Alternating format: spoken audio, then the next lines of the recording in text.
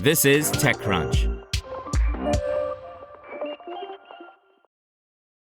A UK startup originating from founder Jacob Nathan's high school science project on using enzymes to break down plastic waste has secured an oversubscribed $18.3 million in Series A funding. Founded in 2019 in London, Epoch Biodesign is now a 30-plus strong multidisciplinary team of chemists, biologists, and software engineers. The startup will use the new funding to scale up production of its plastic-eating enzymes. This means transferring the biorecycling process from the labs where the team has been developing the enzymes to their first production facility this year, which Nathan says will be able to gobble through 150 tons per year of waste once it's up and running. Thereafter, the first production runs of commercial-scale capacity are expected by 2028, if not sooner. As Nathan says, the startup is looking for ways to accelerate the scaling. They'll be roughly doubling the size of the team over the next 12 months as they work on switching to a higher gear, he tells TechCrunch. Stepping back for a second, the world's plastic waste problem is staggeringly vast, with some 400 million tons of the stuff produced annually, according to the UN. Only a tiny fraction of this gets recycled currently, as, in crude cost terms, it's far cheaper to pump out more virgin plastic than deal with processing the stuff we've already produced. At the same time, the environmental and health costs of unchecked plastic pollution are stark. So there is growing pressure on regulators to act on plastic pollution and on businesses that use plastic in their products to clean up their act. There are also a growing number of startups working on technologies targeting plastic waste from various angles, including startups applying AI to speed up sorting plastics for recycling and others developing non-fossil fuel-based plastic alternatives.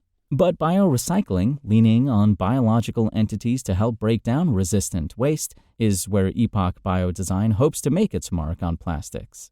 The biotech is developing a library of plastic-eating enzymes with the goal of disrupting the plastic pollution cycle by powering up biorecycling-based circularity, starting with a handful of plastics that are used in common synthetic fabrics. The first materials they've developed enzymes to tackle are polyester and two types of nylon, nylon 6 and nylon 66.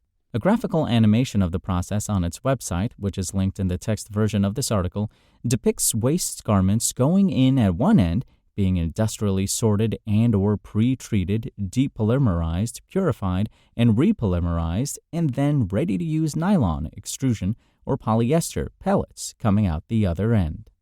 While some plastic-eating enzymes have been discovered existing in nature, the catch is they are very slow at digesting this stuff. Far too slow to help humanity escape its plastic waste mountain on any useful timescale. It's also the case that we have produced far more types of plastics than enzymes have been found in the wild that can break them down as yet, and as the plastic keeps piling up, the need for speed increases. Epoch wants to lend a helping hand to evolutionary ingenuity by using technology tools to accelerate the discovery of biological catalysts that can tackle plastic waste fast. And key to unlocking this mission are developments in generative AI, specifically the rise of powerful large language models, LLMs, that are helping accelerate the search for biological agents that can be precision targeted at this problem. The challenge with biology is that it's just too complicated, explains Nathan. Humans don't understand how it works. We'll never be able to rationalize it. Most of these biological questions that we have remain unanswered. So the big shift here has been our ability to understand large, complex data sets, which is effectively AI. We're just sort of unbaking the cake and then putting things back together at the other end. He also says of what this biorecycling process boils down to. He adds that it only takes a matter of hours to go from waste fabrics to reclaiming molecularly identical material, nylon or polyester, in a form that's ready for reusing to make new clothes or other products. He describes enzyme design as a ridiculously large search problem to tackle, but by turning to Gen AI, the startup scientists have essentially been able to shortcut sifting through possible combinations of amino acids and proteins to land on potentially useful agents, fine-tuning LLMs with information on proteins and amino acids, but also feeding in proprietary data from its own lab work on plastic-eating enzymes. We've been able to generate tens of thousands of plastic-eating enzymes in our lab that are unique, he says, explaining that after querying the AI models to yield promising candidates, they switch to lab tests and then feed in more data from their results on the predicted enzymes to keep iterating the model until the search turns up an enzyme that performs in the way that we want. What we're effectively doing is we're concentrating hundreds of millions of years, billions of years of evolution into a few cycles in the lab that happen over the course of days, weeks, months, he adds. We're making big evolutionary jumps that would be very unlikely to happen just naturally based on random mutations, natural selection. Epoch's AI-driven enzyme design search has also enabled it to pretty regularly get speed improvements on enzymes in the region of 25x, according to Nathan. That means we can use less enzyme in our process, he notes. We can make less of it. The capital expenditure associated with manufacturing that enzyme in the first place goes down, and ultimately all of that translates into a lower cost of goods for output. We're not the only company out there which is trying to design biology to do different things, but we really think we're quite unique in the approach we're taking in applying these tool sets to recycling, and then to our flavor of recycling, biorecycling, he adds. So far, the startup has built 3 best-in-class processes to recycle 3 very chemically distinct types of plastics, and scaling those to commercially useful volumes is next on the slate with the new Series A cash. We're building our first production facility in the UK this year for our first nylon process, he says, claiming these technologies use entirely new biochemistries. They completely shift the cost basis of recycling into new areas that basically makes recycling the cheaper option compared to virgin. A key part of why Epoch is able to drive down recycling costs is the fact that its process doesn't require high temperatures to run, saving on energy costs compared to other forms of recycling that require the waste to be heated and/or melted.